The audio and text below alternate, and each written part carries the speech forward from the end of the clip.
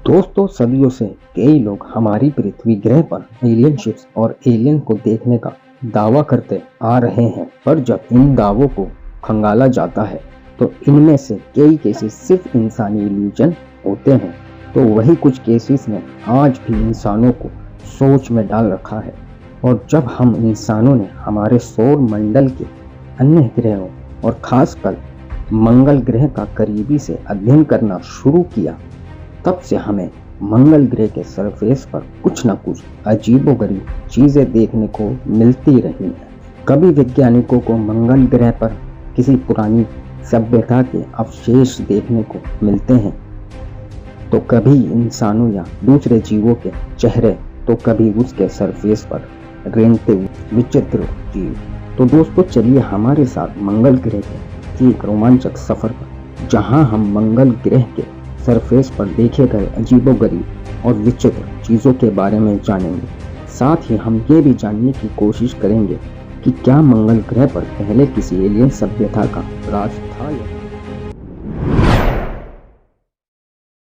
अमेरिकी space agency के Viking 1 orbiter ने 1976 के दौरान अपने सिस्टर शिप वाइकिंग 2 के सही लैंडिंग साइट चुनने के लिए मंगल ग्रह के सरफेस की कई तस्वीरें ली और इन्हें धरती पर मौजूद नासा के इंजीनियर्स तक भेजे। इसी अध्ययन के दौरान वाइकिंग मिशन ने मंगल ग्रह के साइडोनिया रीजन में मौजूद एक रॉक फॉर्मेशन की भी तस्वीर ली, जिनमें उन्हें एक ह्यूमन फेस जैसी आकृति नजर आई।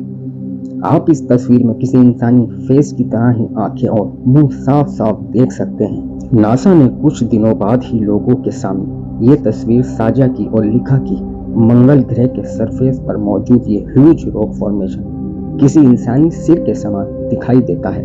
भले ही नासा ने तस्वीर के सामने आने के तुरंत बाद ही इसे मंगल ग्रह के सरफेस पर मौजूद एक नेचुरल रॉक स्ट्रक्चर करार कर दिया, पर दुनिया भर में मौजूद कई लोगों का मानना था कि ये फेस असल में मंगल ग्रह पर कभी राज करने वाले एलियन सिविलाइजेशन के अवशेष हो सकते हैं। और ये जगह जहां ये चेहरा नजर आया है वो उस एलियन सिविलाइजेशन का एक्स्ट्रा टेरेस्ट्राइल सिटी हो सकता है जहां कभी ये सिविलाइजेशन रहती थी।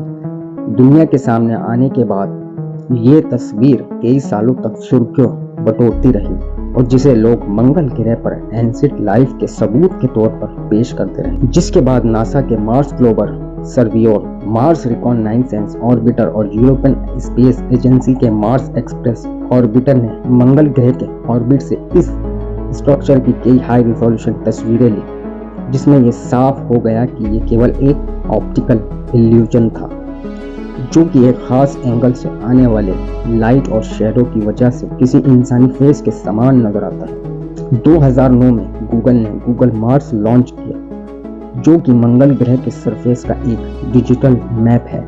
इस मैप को लाल ग्रह के कई हजारों सैटेलाइट्स इमेजेस से मिलाकर बनाया गया है, जिसकी मदद से आप मंगल ग्रह के सरफेस के किसी भी हिस्से की तस्वीरें देख सकते हैं। इसके लॉन्च के बाद से ही यूजर्स को मंगल ग्रह के सरफेस में कई तरह के रोचक, अप्रिय और अजीबोगरीब चीजें दिखना शुरू हो गई। 2011 में मैथ्यू लेनी नाम के एक इटालियन मैन को भी मंगल ग्रह के सरफेस में एक ऐसी ही विचित्र आकृति नजर आई, जो कि हमारे राष्ट्रपिता महात्मा गांधी से काफी मिलती जुलती थी। आप इस तस्वीर में मंगल ग्रह के सरफेस में खींची गई महात्मा गांधी की तस्वीर को देख सकते हैं, जिसमें उनका चेहरा साफ साफ नजर आ रहा है।